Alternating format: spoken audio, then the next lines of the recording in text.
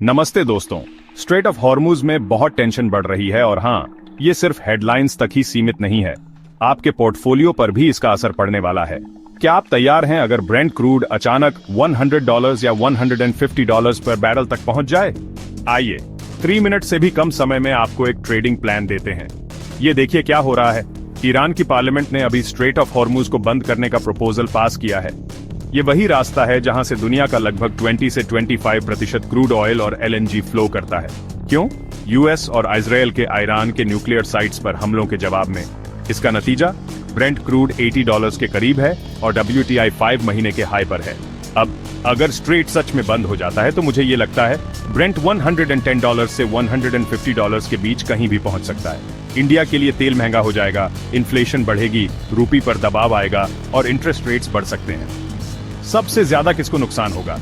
Indigo और spice jet जैसी airline stocks को, एशियन पेंट्स और मारुति जैसे पेंट और ऑटो मेजर्स को, यहां तक कि एनबीएफसीज और बैंकिंग भी दर्द महसूस कर सकते हैं। लेकिन कुछ के लिए फायदा भी है, ओएनजीसी और ऑयल इंडिया को, क्योंकि क्रूड प्राइसेस बढ़ेंगे।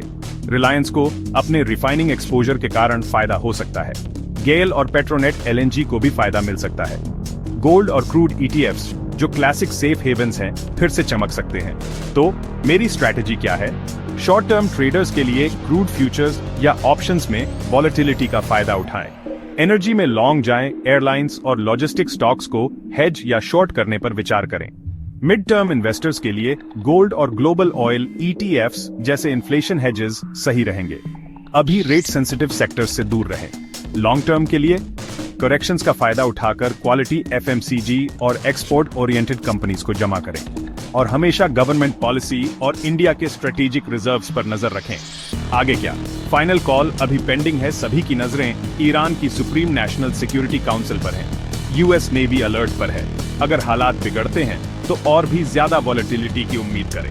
इंडिया का सबसे अच्छा शील्ड डाइवर्सिफिकेशन और स्ट्रेटेजिक रिजर्व्स। तो अभी तैयार हो जाइए, क्योंकि मार्केट्स सिर्फ न्यूज पर नहीं बल्कि फियर और अपॉर्चुनिटी दोनों पर चलते हैं। अगर आपको यह वीडियो यूजफुल लगा तो लाइक, शेयर और सब्सक्राइब करें।